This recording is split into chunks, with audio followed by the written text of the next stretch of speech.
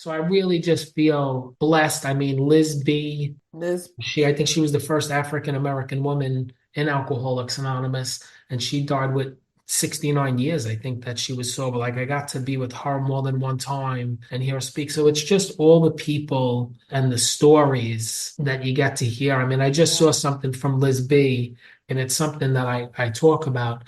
She said, "Don't tell me what page it's on in the big book. Show me where it's alive in your life." And I love that. I heard it through the grapevine. Welcome. It's the AA Grapevine half-hour variety hour featuring the collective voices of Alcoholics Anonymous. I'm Don, an alcoholic in Greensboro, North Carolina. And I'm Olis, an alcoholic in Oakland, California. Alice, how you doing? I'm really good. Life's amazing. Yeah, me too. Are you a big book thumper? I think so. I think you are. You quote the big book. You pull out passages. I love the book. I do. So I think I'm a thumper. Have you ever done a big book quiz? I've been at conferences and stuff where there are big book quizzes, but I've never done a quiz.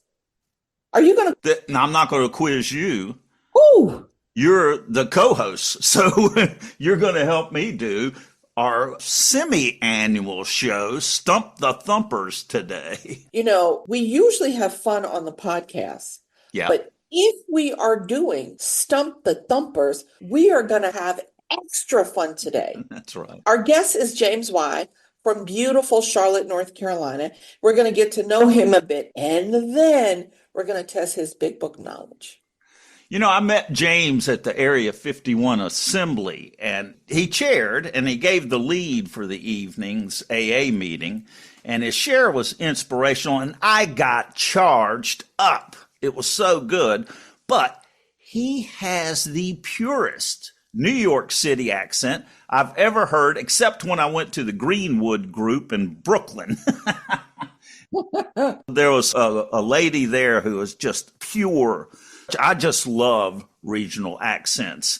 I don't know why. I wish I had one. You do. I don't know how to break it to you, boo-boo. You've got one.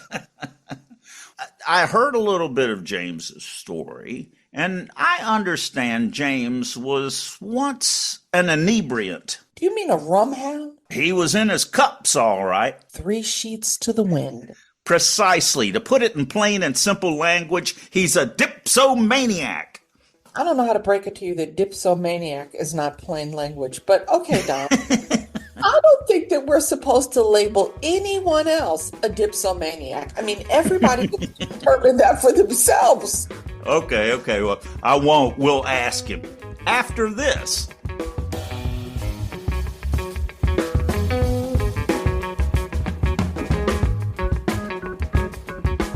What are the Grapevine's most popular books? Emotional Sobriety 1 and 2. Both are filled with experiences by sober AA members, many with long-term sobriety, about the positive transformations we can achieve by practicing the principles of the program in all aspects of our lives. The stories show how the rewards are serenity, emotional balance, and an increased joy for living.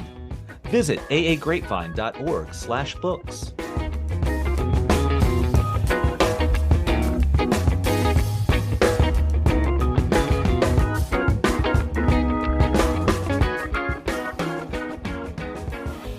My name is James Y. I'm an alcoholic.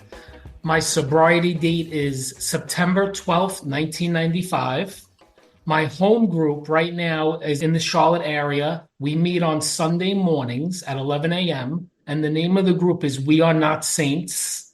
And we meet at the Blanchard Institute, which the community is really great because you have people that are being exposed into treatment and they're coming to this meeting, and we give a coin for every month. Nice. And I've gotten to witness, people get from their first coin to their first year.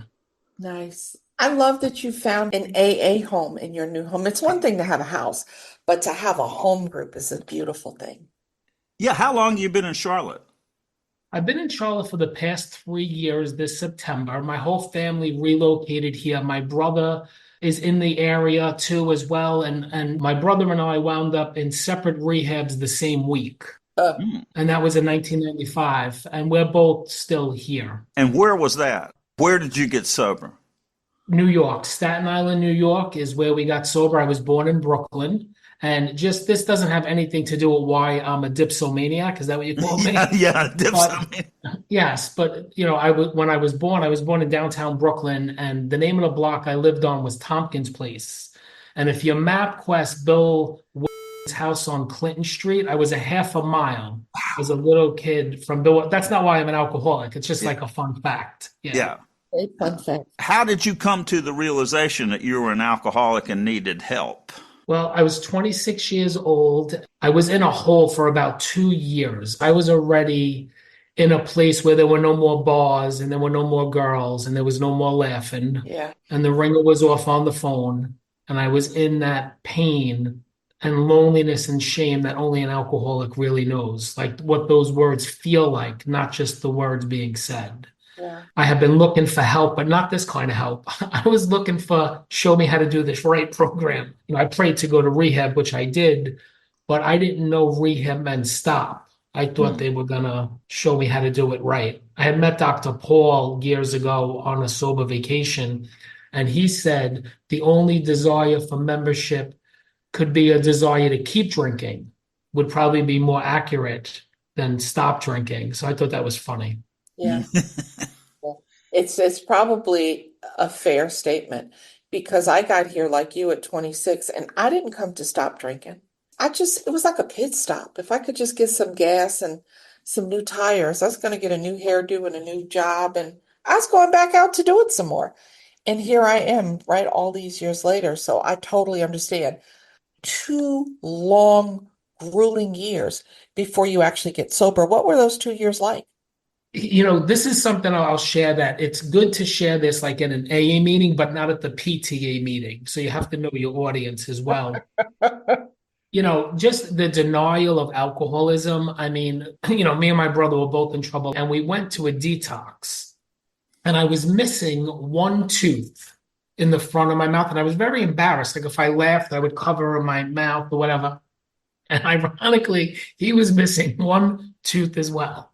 And we went to go into this detox, and this guy comes in after us, and he was missing 3 teeth. So we looked at each other and said, we're not that bad, and we left because he was only missing one tooth.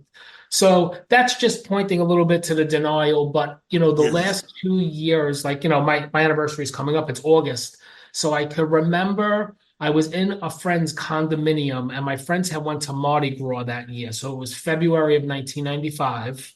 I couldn't go to Mardi Gras. I just was passing out and coming to, and I would be violently sick when I came to. And I had a 380 handgun with the clip out, and I was dry firing the gun to my head. And I was listening to 3 songs over and over again. And I don't know if you identify with this, but did you ever have the experience that you felt like you were in the song? Yeah. It just was like that. So the 3 songs were TLC, Don't Go Chasing Waterfalls. Yep. Mary J. Blige, My Life. And the third song was Method Man from Wu-Tang Clan and Mary J. Blige. And the name of the song is You're All I Need to Get By. You're such a New Yorker. Well, I'm from Staten Island, so, they say Wu-Tang is forever. I love Wu-Tang, but I was in that place of real despair and desperation, and I was having a nervous breakdown because for me, the more it seemed that I wanted to stop, the more I couldn't stop. Yeah. And it was very sad to watch. Like my family was aware, and I was looking for help, like I said, but not this kind of help. And I was praying in the shower, God, please help me. I'm going to wind up dead or in rehab. God, I hear people in Alcoholics Anonymous share that they hit a bottom and they cry out to God, and that was their last drink. For me, God answered me, but his answer was wait, wait, wait, wait now. Because the way things lined up, it really had to be, my brother was 22 at the time, I was 26. And it had to be both of us at the same time. There was an opening to have us both get help. My father's a retired New York City firefighter. And do you felt like that you couldn't get sober unless he did at the same time? I didn't know how it was ever going to work, like how we were ever going to get out of this hole. And even if I did, how was he going to get out? Like, I really Yeah. didn't see like a way out. And where I grew up, I lived in a semi-attached house. And at this time, there were two brothers next door to me, and Stephen already had died of an overdose Wow. at 23. And later on now, his brother Tommy is clean and sober. So there were four boys in two houses, and we all wound up in recovery, one dead. I take it that you heard of AA and rehab. Absolutely. At what point did you realize that what you were hearing in AA and begin to believe that this could work for me? I worked in bagel stores, and one guy was in AA, and he said to me, he was watching me, and this is even years before, like 1995, 93, whatever. Oh, we can spot him. Yeah. Yes, yes, yes. He could spot you. And he said to me, the guy, he says, you should really check out an AA meeting. And my question was, do they talk about drugs there? And he said, we have plenty of people that did drugs too there. And I'm Uh-huh. like, okay, I wasn't insulted. I was like, oh, I know I had a problem. I just didn't know. I went to detox first for a week and then to rehab. In that rehab, there was a guy named Wes who had been sober for 7 years and he had relapsed. So when people were talking, they were bringing AA meetings, people knew the language of recovery. They knew the language of the heart. And Wes had this quote that he said one day.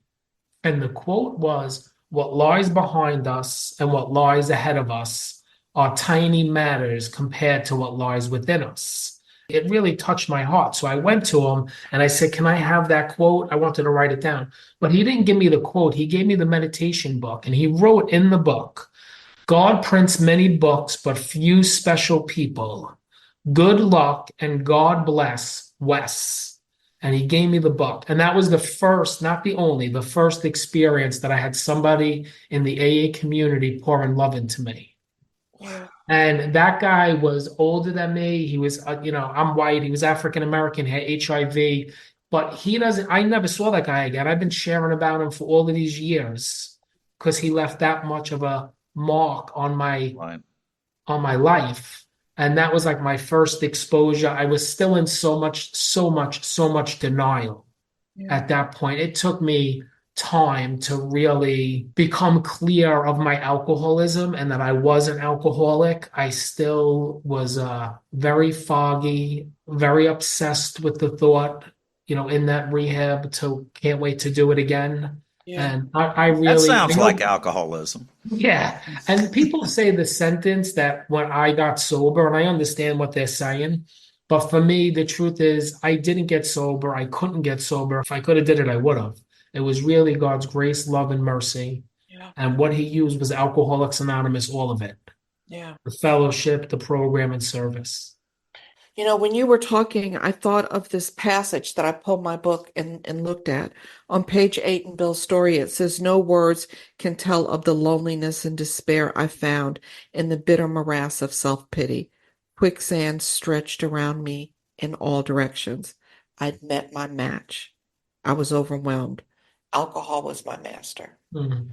What is it like, James, you and your brother, to have someone that close to you that you drank with, that maybe you did dry goods with, that is now on this journey with you? What's that like? Yeah, it's really emotional because I'm the older brother. I know I'm not accountable for anybody else, but I was not a good example for what Yeah. I was doing as an older brother. And we were very, very, very close, stuck together. And as we got older, it's been an unbelievably beautiful experience because it not only saved our lives, it healed my whole family. And he got into treatment quicker than me. So he's sober 6 days longer than me, but he's 4 years younger than me. And I can Oh, live with the 6 days, but I can't live with much more. So I said 6 days is fine.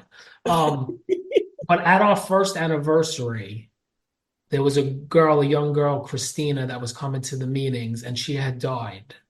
And there was all people with us, and our family was celebrating the joy of recovery. And her family was around her coffin down the block, and I saw it. Even then, I'm like, oh my God, like I caught it. Like Mm. when you catch certain things. I'm like, her family's there and my family's here.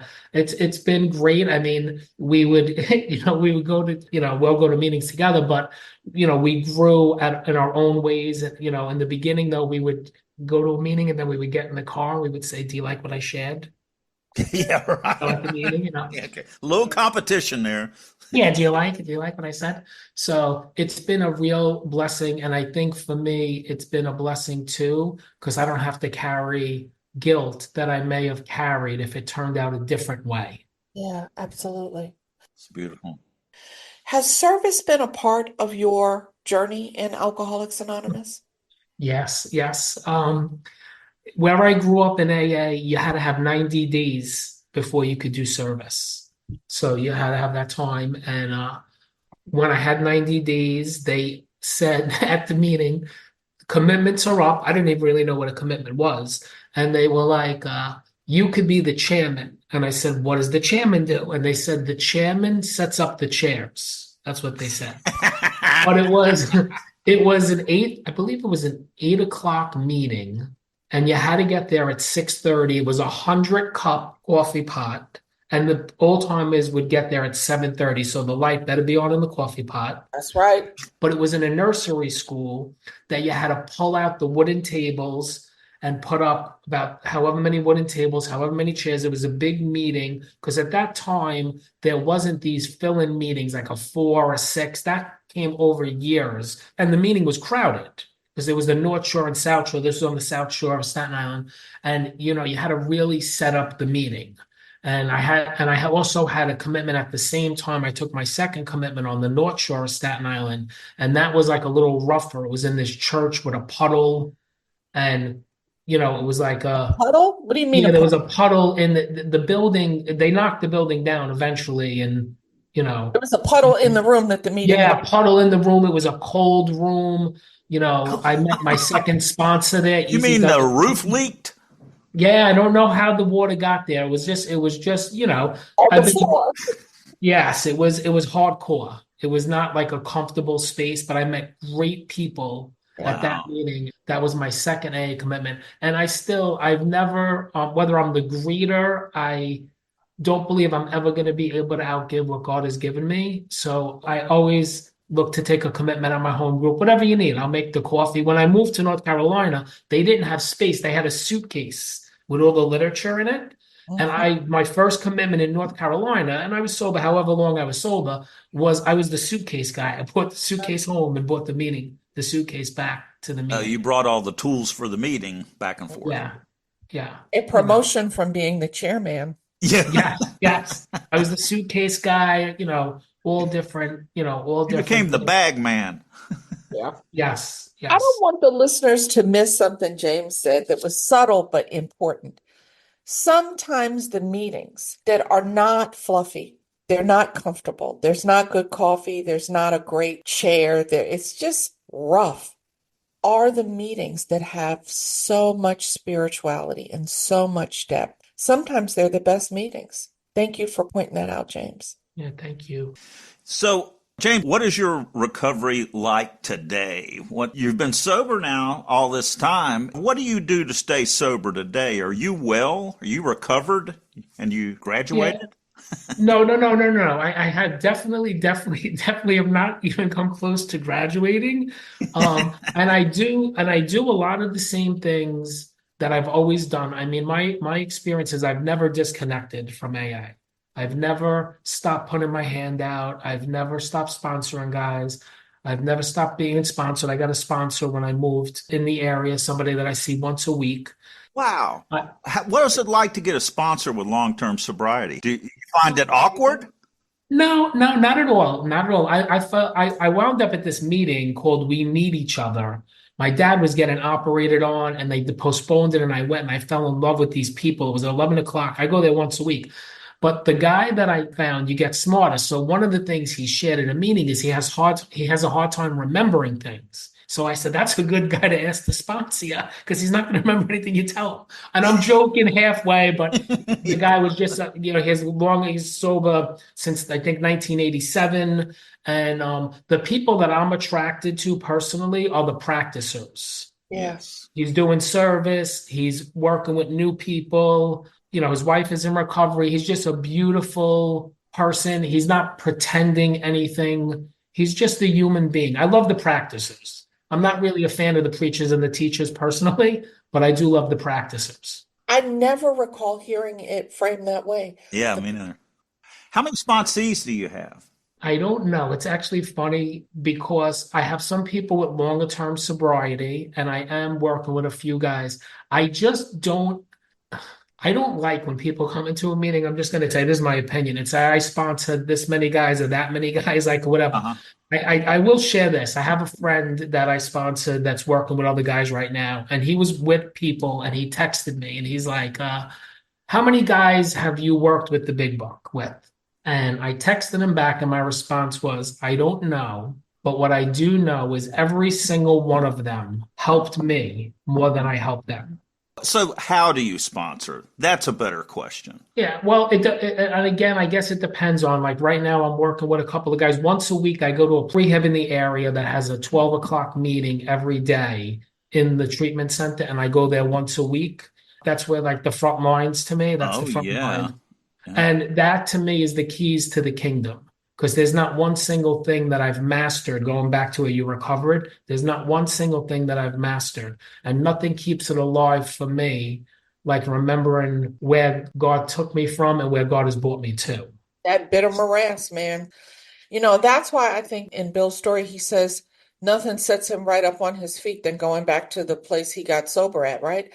The man with no shoes feels better when he talks to the man with no feet. Like, I got to get some perspective. Yeah. James, do you use the big book when you sponsor? I do. I tell the guys that I work with that this isn't the right way. This is the way that was passed on to me. And I go page by page, line by line, and let them have their own experience. And I'll share some of my experience with them, but it's really for them to have their own experience. I'm a big believer that you shouldn't never let anybody read your big book for you. Yeah. Yeah, that's good. Well, it sounds like you've read it a few times. I have. Good. This is the lead up, right? Yeah, we got a live one here, Hollis. Well, let's see how much you've learned because it's time to play Stump the Thumpers. That's a big book. It's our big book quiz show. I guess you figured that out by now. And it's our cruel and unusual quiz master, Donnie Boy. Take it away, Donnie Boy. Thanks, Alice. I've researched the first 164 pages of the big book, and I've found a few easy questions for our contestant. Make them hard. It's not hard. It's multiple choice. It's as easy as making a gratitude list. Well, I'm grateful that I only have to read the answers. I don't have to guess. Okay, if our guest guesses right, what does he win, Alice? A warm glow of accomplishment. Woo-hoo! I can feel the glow through the screen. Is that all? What he really gets is bragging rights. Yeah. James, you're going to be able to say you're a certified big book thumper after this. Now, we got 3 questions. To win, you need 4,000 points. That may sound daunting, but each correct answer is worth 2,000 points. That's a lot of points. But James is an alcoholic. And if he's like me, his dopamine receptors are exhausted. We alcoholics need a lot of encouragement. There is never enough points. Are you ready to plunge into the deep end of the punch bowl? I am. I just want, besides the glow, I would just like $5 million. If you could do that as well, that would be fantastic. $5 million! No. We're going to give you all of the fake dollars you want. I've got some fake money. Make it rain, Don. Make it rain. Okay. First question. In How It Works, we are told selfishness is the root of our troubles. It says we are driven by 100 forms of fear, blank, self-seeking, and self-pity. I want you to fill in the blank. I'm going to list 4 possibilities, but only one is correct. Again, it's driven by 100 forms of fear, blank, self-seeking, and self-pity. 1, nervousness. 2, paranoia. 3, self-delusion. 4, dementia. Self-delusion for 2,000 points. Answer on page 62 is driven by 100 forms of fear, self-delusion, self-seeking, and self-pity. We step on the toes of our fellows and they retaliate. The answer is number 3, self-delusion, 2,000 points. Woo-hoo-hoo-hoo! You're on a roll, James. The self-delusion, did you just recognize it? When? Just in this conversation? No, I've been self-delusion for a long time. I'm glad you're on top of that self-delusion. My sponsor made me put my name in that whole section in the third step because I think that other people should read it. Like, I think they're talking about you, Don, not me. Yeah. Yes, that was part of my self-delusion. Oh, yeah, my sponsor had me mark out Bill from Bill's story and write Don's story. Okay, question number 2. What is the cause of the bedevilments described in We Agnostics? 1, the very devil himself. 2, our human problems. 3, drugs and alcohol. 4, our nagging spouse. I think it's my nagging spouse. I'm not really sure. What? Guess again. Tell me the 4 again. Okay. The very devil himself. Our human problems. Drugs and alcohol. Our nagging spouse. Our human problems. The answer on page 52 in the chapter We Agnostic is, quote, we're having trouble with personal relationships. We couldn't control our emotional nature. We were prey to misery and depression, etc. This list is called These Bedevilments. It then asks, why shouldn't we apply to our human problems this readiness to change our point of view? The correct answer, number 2, our human problems. 4,000 points. Woo-hoo-hoo! Well, you've definitely on a roll. Let's see if you can take this thing the whole way here, James. Question number 3. Now, this is an important question. A lot of people have found that this aspect of the big book has been essential to their recovery. Donnie boy. The word goose is used twice in the big book. In We Agnostics, it talks about a state of mental goose flesh. How else is the word goose used? I'm going to give you 4 choices. 1, goose me into action. 2, a wild goose chase. 3, cooked my goose. 4, the goose hung high. The goose hung high for a while. Oh my goodness! James is the winner with 6,000 points! Our answer on page 7 in Bill's story is, quote, for 3 or 4 months, the goose hung high. I went to town regularly and made a little money. The correct answer, number 4, the goose hung high. Congratulations on a full sweep. Yeah, so I was looking up the goose hung high on the internet, and I came up with 2 possibilities of, because that's a weird expression. Okay, some say that the fact that there's a goose hanging in the larder, drying out to preserve it, means that you'll have enough to eat this winter, and therefore things are good. The goose hung high, things are good. Others say it refers to live geese flying high, which means good weather. Who knows which, but it's a great expression, and it's one of the many odd expressions, or I guess not odd, just archaic expressions. Oh, I've never been to a whoopee party, have you? No, that's it. That's got to be replaced with rave. I've been to a rave. Well, I think a rave is a whoopee party.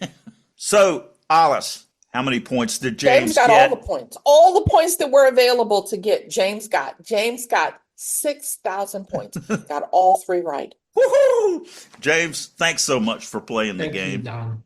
Thanks for being on the podcast as well. It was great to get to know you. Thank you for being with us. It was really great to be with you and Alice today. It was a lot of fun. And I appreciate, what this provides the Grapevine in print, right? And now we have the, podcast. Yes. So it's just great to have all of this available to people. I really appreciate the service that you guys do.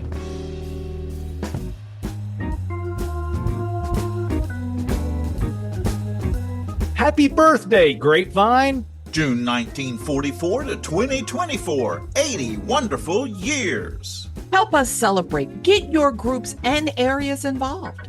Tell everyone about our exciting new app. And subscribe to the app. Send us your story. Hold a Grapevine workshop. Become a Grapevine rep.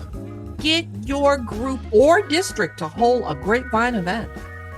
Use Grapevines in your AA meeting. Give your sponsee or a newcomer a Grapevine subscription. Tell people about this podcast. Send us a beautiful photo for our Instagram account. Join our Carry the Message project. Get your group to support Grapevine. Oh, yeah. Yeah.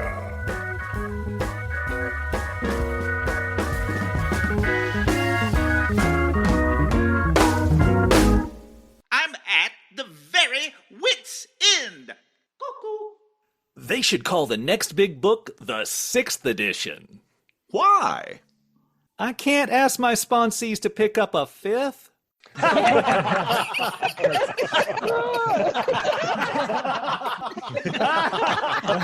It's really not that funny. Please listen closely as our options have changed. Thanks for joining us. The AA Grapevine Half Hour Variety Hour is posted every Monday and is produced by AA Grapevine, Inc. We don't speak for AA as a whole. We share the experience, strength, and hope of members to help others recover from alcoholism. All things Grapevine are available at aagrapevine.org, including our app and how to get in touch with us. Find us on Instagram and YouTube. If you want to know more about AA, visit aa.org or search online for Alcoholics Anonymous and your city. That was freaking adequate. Put that in!